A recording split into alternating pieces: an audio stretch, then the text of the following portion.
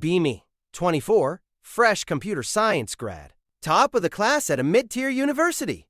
Thought I was the next Wozniak. Landed a job at Aether, a fintech unicorn in San Francisco. The office looked like a playground for adults. Exposed brick walls, nap pods in the corner. Kombucha on tap next to the espresso machine.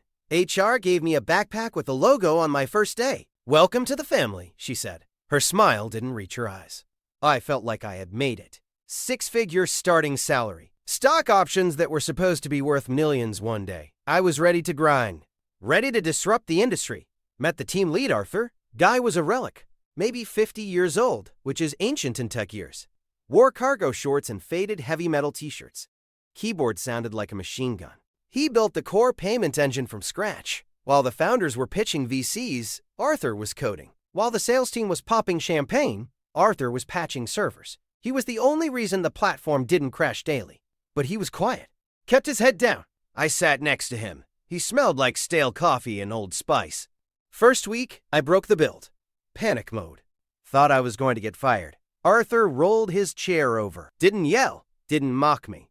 Just pointed at the screen with a trembling finger, missing a semicolon in the migration script. He fixed it in 3 seconds. "Don't sweat it, kid. We all break things." I looked up to him then, but I also pitied him. He was still a senior engineer, not a VP, not a CTO, just a code monkey with a fancy title. The CEO was a guy named Julian, 28 years old, perfect hair, perfect teeth. Did TED Talks about mindful leadership. Never wrote a line of code in his life. Julian would walk through the engineering pit, high-fiving the bros, ignoring Arthur. Once, during an all-hands meeting, Julian projected a graph. "We are growing 10x year over year." Everyone cheered. I looked at Arthur. He was rubbing his temples. He whispered to me, "The database can't handle that load. It'll melt." I rolled my eyes internally. Thought he was just being a pessimist, a dinosaur afraid of evolution. Enter Jessica, new head of people and culture, hired to optimize team synergy. She filled the calendar with mandatory fun, diversity workshops, mindfulness breathing sessions. Arthur skipped all of them. He was too busy keeping the servers alive. Jessica noticed. She stood at his desk one day, holding a clipboard like a weapon. "Arthur, we missed you at the inclusivity circle." Arthur didn't look up from his monitors.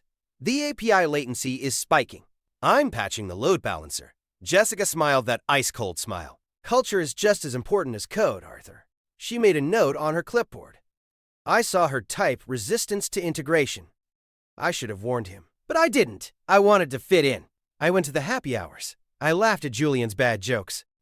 I nodded when Jessica talked about trimming the fat. I thought she meant budget cuts.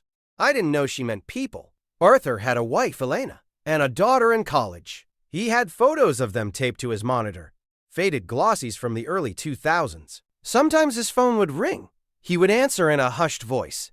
"I know, honey. I'll be home late." Server migration. I could hear the yelling on the other end.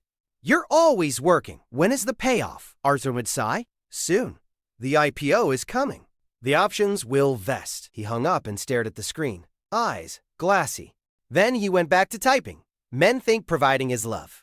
Women think presence is love, until the money runs out. Then they realize they loved the provision all along." I started getting invited to strategy lunches. Me, the new grad. Not Arthur. Julian liked my energy. Liked that I used buzzwords like paradigm shift and vertical integration. Arthur spoke in facts. Facts are boring. Facts don't sell to investors. One day, Julian pulled me aside. "Arthur is a brilliant coder," he said. "But he doesn't fit the vision. He's legacy. Legacy code. Legacy people. Hard to maintain. Hard to scale. We need you to learn his architecture," Julian said. "Just in case he, decides to move on." I felt a surge of pride. They trusted me. I was the future. I started shadowing Arthur, asking questions about the core logic. He was happy to teach me. Thought I was just eager to learn. "This is the encryption key management," he showed me. "Only 3 people have access. It's the crown jewels." I took notes. Documented everything. Wiki pages. Diagrams. I was building his coffin, and he was handing me the nails. Then Arthur got sick. Started with a cough. Then he looked pale, sweating through his t-shirt. He refused to go home. Deployment is tonight, he insisted. If I'm not here, the transaction logs will desync. I told him to go. I got this, Arthur. I know the system now. He looked at me, hesitated. Okay, call me if anything goes red. He left at 6 p.m. First time in 10 years he left before sunset. Next morning, he wasn't there. Email from Jessica. Arthur has taken a medical leave of absence. No details. Just a generic wishing him well. The office moved on instantly. His chair was empty. But the code kept running because I was running it. I felt powerful. I was the new Arthur, but cooler, better dressed. 2 weeks later, Arthur came back. He looked 20 pounds lighter, skin gray like ash, walking with a cane. Minor stroke, he said, caused by stress, high blood pressure. He sat down at his desk, tried to log in, access denied. He frowned. Type again. Access denied. He looked at me. Did they change the admin passwords? I couldn't meet his eyes. Yeah, security protocol update while you were gone.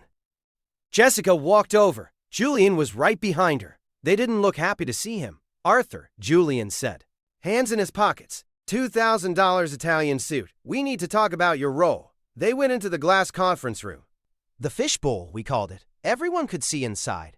I put on my noise-canceling headphones, pretended to code.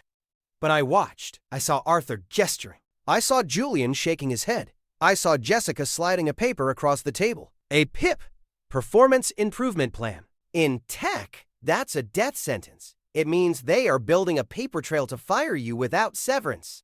Arthur came out an hour later. He looked defeated, shoulders slumped, cane shaking in his hand. He sat down. They say my velocity is down, he whispered. I built this damn company. Now they count lines of code like I'm a factory worker. I said nothing. Just hit the targets, Arthur. You'll be fine. I lied. I knew the targets were impossible. They wanted him to refactor the entire legacy codebase in 2 weeks, a job that takes 6 months. He tried. God, he tried. He stayed late again, ignoring his doctor's orders, ignoring his wife's calls. One night, I found him asleep at his desk, drool on the keyboard, monitor glowing blue on his face. I woke him up. Go home, Arthur. He looked at me with wild eyes. I have to finish. My options vest next month. If I leave before then, I get nothing. 10 years, I get nothing. That's the trap. Golden handcuffs. But the gold is painted lead. I started noticing bugs in his code. Small mistakes. Memory leaks. His brain wasn't firing right after the stroke. I had a choice. Fix them silently. Or report them. Jessica had scheduled weekly 11S with me. How is the team doing, she would ask. Is Arthur keeping up? She poured me tea, smiled like a conspirator. We rely on you, Anon. You're the future leader. I reported the bugs. He missed a null pointer check, I said. He deployed to prod without testing. Jessica nodded, typing furiously. Thank you for your honesty. It's about quality control. I felt dirty. But I also felt safe. Better him than me. The deadline for the PIP came. Arthur hadn't finished. Nobody could have finished. It was a setup. Friday afternoon, the firing hour. Julian didn't even show up. He was at a vineyard in Napa, posting stories on Instagram. #hustle, #unwind. Jessica came to the desk, brought a security guard. A big guy. Arthur, please come with us. Arthur stood up. He looked at his screen. Lines of code half written. I just need to commit this patch, he said. Step away from the computer, the guard said. Hand on his holster. Like Arthur was a terrorist. Arthur looked at me. Anon, the keys are in the safe. Don't lose them. Take care of the system. I nodded. Throat dry. Goodbye, Arthur. They walked him out. Everyone watched. Nobody said a word. The silence was deafening. As soon as the elevator doors closed, the chatter started. Finally, someone said, he was holding us back? Now we can switch to microservices. I felt sick, but I also felt relieved. I was the senior engineer now. I got his desk. It was bigger, better view. I found a picture of his daughter that fell behind the cabinet. She was smiling, wearing a graduation cap. I threw it in the trash. Out of sight, out of mind. 2 months later, the company IPO'd, stock soared. Julian became a billionaire overnight. Jessica bought a Tesla. I made a few $100,000 on paper. Felt like a king. Bought a condo, leased a BMW. Thought I won the game. Then, I saw him. I was at a pharmacy, picking up anxiety meds. The stress of the new role was killing me. Hair falling out. Not sleeping. He was in line ahead of me. Arthur. He looked 10 years older. Beard unkempt. Clothes baggy. He was arguing with the pharmacist. Insurance was canceled, the pharmacist said. It's $400 for the blood thinners. Arthur checked his wallet. Empty. Aye, I'll come back, he muttered. He turned around. Saw me. I froze. Wearing my ether hoodie. Driving my BMW parked outside. He didn't look angry, just tired. So incredibly tired.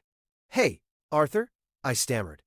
How are you? He looked at my hoodie. Smiled a broken smile. Elena left, he said. Took the house. Said I wasted her life. Said I promised we'd be rich. I lost the lawsuit against the company. They have better lawyers. Arbitration clause. Signed it day one. I didn't know what to say. I'm sorry, I whispered. He shrugged. Code is clean though, right?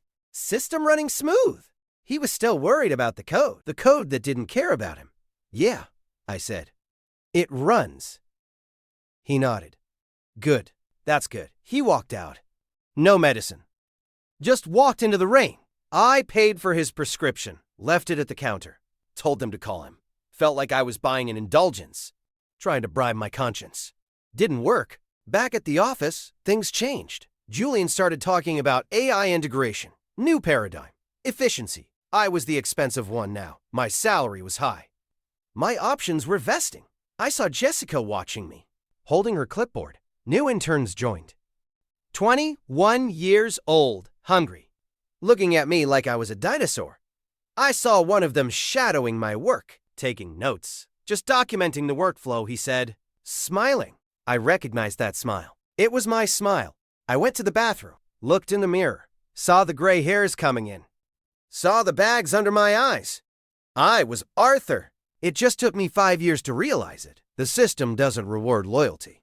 It consumes it. It chews you up until all the flavor is gone. Then it spits you out for a fresher piece of gum. I went back to my desk. The intern was sitting in my chair. Just checking the config, he said. Move, I snapped. He stood up slowly, rolled his eyes. I sat down, opened the terminal, stared at the cursor blinking. Blinking, blinking. Like a heartbeat. Or a countdown. Julian walked by, didn't high-five me. Didn't look at me. He was talking to the intern. We need fresh ideas, I heard him say. The legacy team is getting stagnant. I typed -RF in my head, but I didn't press enter because I have a mortgage and a car payment and no one to save me. I just kept typing, hoping the executioner would skip my door today. But I hear the footsteps, and they are getting louder. The new girl in HR sent me a calendar invite. Career trajectory sync, 4 p.m. on Friday. I know what that means. It means the vest is over. It means the harvest is done. I look at the empty desk where Arthur used to sit. I wonder if he's watching. I wonder if he's laughing. Probably not. He's probably just debugging someone else's mess. For minimum wage, while his ex-wife spends the alimony he doesn't have. I open my email. Subject, mandatory culture workshop. I click accept. Because I'm scared.